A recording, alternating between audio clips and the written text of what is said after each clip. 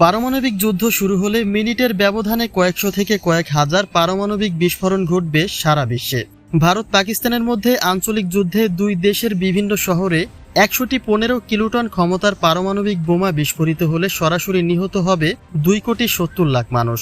একইভাবে পশ্চিমা বিশ্বের সাথে মধ্যপ্রাচ্য যেভাবে সংঘাতে জড়িয়ে যাচ্ছে তা সত্যি আশঙ্কাজনক। সহজ ভাষায় বলতে গেলে বিশ্বের মোড়ল যুক্তরাষ্ট্রের সঙ্গে যদি রাশিয়ার সরাসরি যুদ্ধ হয় আর তা যদি পারমাণবিক অস্ত্রের দিকে ধাবিত করে, তাহলে প্রাণনাশের মুখে পড়তে হবে কয়েক কোটি মানুষকে। কিন্তু একটা পরমাণু অস্ত্র আসলে কতটা ভয়ানক রূপ ধারণ করতে পারে? আমেরিকা যদি একটা পরমাণু বোমা নিক্ষেপ করে, তবে তার বিস্ফোরণের প্রভাবে প্রতিপক্ষ কতটা ক্ষতির সম্মুখীন হতে পারে? প্রতিপক্ষ দেশ আদৌ টিকে থাকতে পারবে, নাকি একটি পরমাণুতেই তাদেরকে নিঃশেষ হয়ে যেতে হবে চিরকালের জন্য? সে প্রসঙ্গে বিস্তারিত একটা ধারণা দেওয়ার চেষ্টা করব আমাদের আজকের পর্বে। তাই একটা মুহূর্ত স্কিপ না করে সঙ্গেই থাকুন। বিভিন্ন সিনেমায় দেখানো হয় রেফ্রিজারেটর কিংবা একই রকম কোনো আসবাবপত্রের ভেতরে প্রবেশ করে পারমাণবিক বিস্ফোরণের শক ওয়েভ থেকে প্রাণে বেঁচে যায় কিছু ব্যক্তিরা। কিন্তু বলা বাহুল্য, আর যাই হোক, ফ্রিজে আশ্রয় নিয়ে পারমাণবিক বিস্ফোরণ থেকে রক্ষা পাওয়া সম্ভব নয়। ফ্রিজের চেয়ে শক্তিশালী কোনো বস্তুর কথা চিন্তা করছেন, কিন্তু তাতেও কোনোই লাভ নেই। রাশিয়া ইউক্রেন যুদ্ধে বৈশ্বিক পারমাণবিক যুদ্ধের আশঙ্কা বাড়িয়ে দিচ্ছে। বলা হচ্ছে এরকম কিছু ঘটলে পৃথিবীর বেশিরভাগ মানুষকে মৃত্যুর কোলে ঢলে পড়তে হবে। The bulletin of atomic scientist নামক একটি মার্কিন বিজ্ঞান বিষয়ক ম্যাগাজিনে পারমাণবিক বোমার ধ্বংসযজ্ঞ কেমন হতে পারে সে সম্পর্কে কিছুটা ধারণা দেওয়া হয়েছে। যদি ভেবে থাকেন সুদূর আমেরিকা বা ইউরোপে পারমাণবিক যুদ্ধ হলে তার আজ কি আর আমাদের এখানে এত দূরে পৌঁছাবে, তাহলে আপনি একটু ভুল করছেন। আপনি যেখানে থাকুন না কেন, পারমাণবিক বিস্ফোরণের হাত থেকে আপনার রক্ষা পাওয়ার সম্ভাবনা প্রায় অসম্ভব। মার্কিন যুক্তরাষ্ট্রে পারমাণবিক হামলা হলে ঘরের দরজা বন্ধ করে গণমাধ্যম ও সরকারি ঘোষণার দিকে খেয়াল রাখতে হচ্ছে। কিন্তু যাদের শহরে বা দেশে পারমাণবিক বোমা এসে পড়বে, তাদের আর তখন কোনো ঘরেরই অস্তিত্ব থাকবে না। এমনকি ছোটখাটো পারমাণবিক যুদ্ধেও অনেকগুলি বড় বড় বিস্ফোরণ ঘটবে বিশ্বব্যাপী। তাই বিস্ফোরণের কেন্দ্র থেকে অনেক দূরে অবস্থান করে আপনি যদি প্রথম ধাক্কাটা কোনোভাবে সামলেও নেন, তারপরও বিস্ফোরণের পরবর্তী বিভিন্ন প্রভাবে খুব শীঘ্রই আপনার পুরো জীবনটাই ধ্বংসের মুখেই পড়বে। কোনো একটা দেশের উপরে যদি একটা মাত্র পারমাণবিক অস্ত্র ফেলা হয়, তাহলে তার ক্ষতির প্রভাব কেমন হতে পারে সে প্রসঙ্গে ছোট্ট করে একটা উদাহরণ দেখে আসা যাক। যে কোনো পারমাণবিক বিস্ফোরণের তেজস্ক্রিয়তা প্রচণ্ড তাপ ও বিস্ফোরণ প্রভাব সৃষ্টি হয়, যার ফলে মুহূর্তের মধ্যে অসংখ্য প্রাণ ঝরে যায়।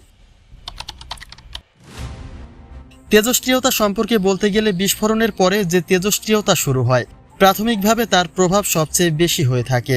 গামা রশ্মি ও নিউট্রন রূপে এই তেজস্ক্রিয়তা পরিবেশে ছড়িয়ে পড়ে। 1 সেকেন্ডেরও কম সময় এই তেজস্ক্রিয়তা টিকে থাকে, কিন্তু চারিদিকে কয়েক মাইল পর্যন্ত এর প্রাণঘাতী মাত্রা ছড়িয়ে পড়তে পারে মুহূর্তেই। পারমাণবিক বোমা বিস্ফোরিত হওয়ার মাত্র কয়েক মাইক্রোসেকেন্ডের মধ্যে এর শক্তি রঞ্জন রশ্মি হিসেবে নির্গত হয়। এটি পরিবেশের সংস্পর্শে এসে বিশাল অগ্নিগোলক সৃষ্টি করে।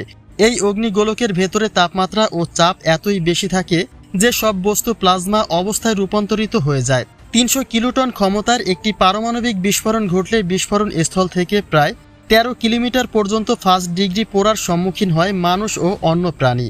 অর্থাৎ যে স্থানে পারমাণবিক বোমা ফেলা হয়েছে, আপনি যদি তার থেকে দীর্ঘ ১৩ কিলোমিটার দূরেও থাকেন, তবুও আগুনের তাপে আপনাকে চিরকালের জন্য বিদায় নিতেই হবে।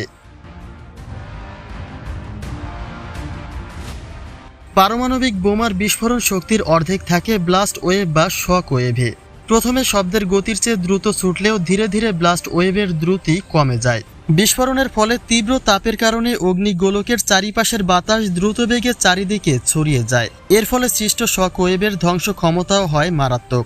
কিন্তু এক মুহূর্তের মধ্যেই ঘটে যাওয়া এসব ঘটনা থেকে আপনি বেঁচে গেলেও আশঙ্কা এখনও কাটেনি, কেননা এরপরই শুরু হবে তেজস্ক্রিয়তার বিপর্যয়। সরাসরি তেজস্ক্রিয়তা, তাপ ও বিস্ফোরণের মাধ্যমে বেশিরভাগ শক্তি ছড়িয়ে দেয় পারমাণবিক বিস্ফোরণ। এরপর অগ্নিগোলক ঠান্ডা হতে থাকে ও আকাশের দিকে উঠতে শুরু করে। বিষয়টি দেখতে যতটা মনোরম, তার চেয়ে হাজার গুণ বেশি ক্ষতিকারক, যা হয়তো আপনার ধারণারও বাইরে। এরপরই তৈরি হয় পারমাণবিক বিস্ফোরণের পরিচিতি মাশরুমের মেঘ। এর ভেতরে থাকা তেজস্ক্রিয়া উপাদানগুলি পরিবেশে পড়তে থাকে, যা শুধুমাত্র মানব দেহের জন্যই নয়, বরং পুরো পরিবেশের ক্ষতিকারক। তেজস্ক্রিয়ার এই উপাদানগুলি যে বস্তুর উপরে পড়তে থাকুক না কেন, সেটাই সময়ের সাথে সাথে নিঃশেষ হয়ে যাবে। বিস্ফোরণের পরে মানুষ কি ব্যবস্থা নেয় তার উপরে নির্ভর করে তেজস্ক্রিয় বিপর্যয়ের ক্ষয়ক্ষতি। সাধারণত তেজস্ক্রিয়তার মাত্রা কমার জন্য পারমাণবিক বিস্ফোরণের পর 48 ঘন্টা ঘর থেকে বের না হওয়ার পরামর্শ দেয় কর্তৃপক্ষ। 300 কিলোটন ক্ষমতার একটি পারমাণবিক অস্ত্র হিরোশিমা ও নাগাসাকিতে বিস্ফোরিত হওয়া বোমার চেয়ে 10 গুণ বেশি শক্তিশালী। অর্থাৎ 1945 সালে যুক্তরাষ্ট্রের পক্ষ থেকে জাপানের উপরে যে দুটি পরমাণু নিক্ষেপ করা হয়েছিল, সেই অস্ত্রের চেয়ে 10 গুণ বেশি শক্তিশালী বর্তমান সময়ের পরমাণু অস্ত্র। সেদিনের হামলায় যদি 2,14,000-এর বেশি মানুষ প্রাণ হারাতে পারে, তাহলে আজকের দিনে সেই সংখ্যাটা বেড়ে গিয়ে কত দাঁড়াতে পারে তা হয়তো ধারণারও বাইরে।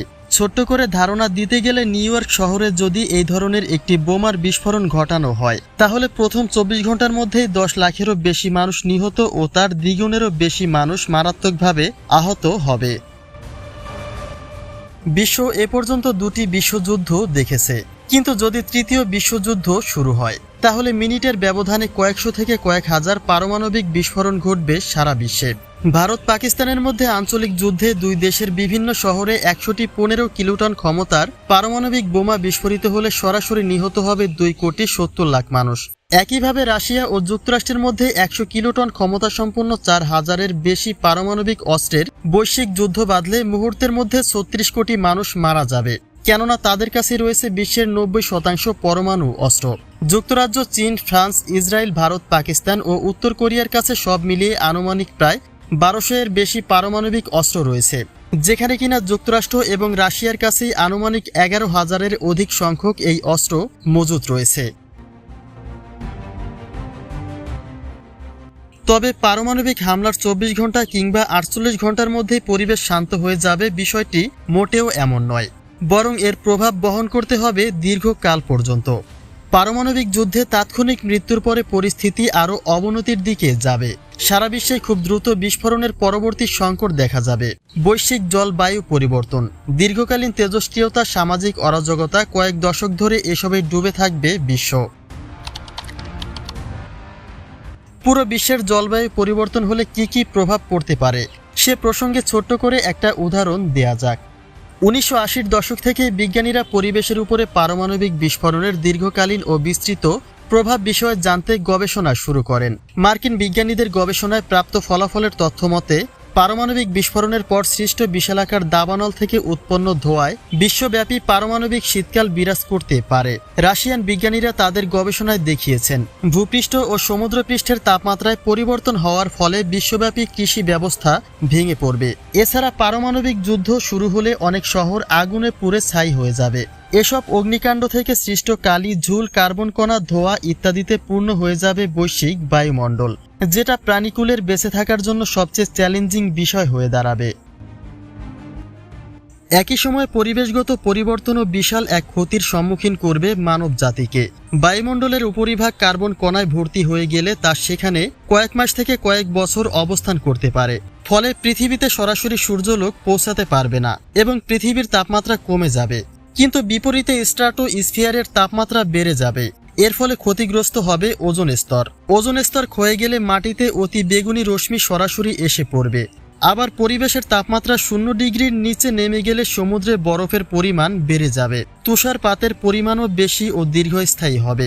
ফলে ব্যাহত হবে খাদ্য উৎপাদন, যা সরাসরি আমাদের বেঁচে থাকাকে চ্যালেঞ্জের মুখে ঠেলে দেবে। তবে শুধুমাত্র স্থলভাগেই নয়, বরং পরিবর্তন আসবে সামুদ্রিক দিকেও। বৈশ্বিকভাবে সমুদ্রের তাপমাত্রা কমে যাবে। এরপর বায়ুমণ্ডল থেকে কার্বন কণা সরে গেলে ও তেজস্ক্রিয়তার মাত্রা কমে গেলেও যুদ্ধ পূর্ববর্তী তাপমাত্রায় পৌঁছাতে অনেক বেশি সময় লাগবে সমুদ্রগুলির। সহসা সমুদ্রের তাপমাত্রা অস্বাভাবিকভাবে কমে গেলে ক্ষতিগ্রস্ত হবে সামুদ্রিক বাস্তুসংস্থানের, আর তার সরাসরি প্রভাব পড়বে বৈশ্বিক খাদ্য চেইনে। বায়ুমণ্ডল, ভূপৃষ্ঠ ও সমুদ্রে ভয়ানক পরিবর্তনের ফলে বিশ্বব্যাপী খাদ্য সংকট দেখা দেবে, আর তা বৈশ্বিক মাত্রায় কয়েক দশক ধরে বজায় থাকবে। আবার যেটুকু খাবার উৎপাদন করা সম্ভব হবে তা তেজস্ক্রিয়তার দ্বারা দূষিত হতে পারে। কোনো দেশ যদি দয়াবান হয়ে অন্য দেশকে নিজেদের খাদ্য ভাণ্ডার থেকে সহায়তা করতেও চায়, তাহলে সমুদ্রে বরফের পরিমাণ বেড়ে যাওয়ায় তা পরিবহন করা কষ্টসাধ্য হবে। বড় মাপের পারমাণবিক যুদ্ধের পরে যারা বেঁচে থাকবেন তাদের অনেকেই বিশ্বব্যাপী খাদ্য উৎপাদন ও সরবরাহে ব্যাঘাত ঘটায় দুর্ভিক্ষের কারণে মৃত্যু মুখে পতিত হবেন। এই সংখ্যা লাখ থেকে শুরু করে কয়েকশো কোটিতেও পৌঁছাতে পারে।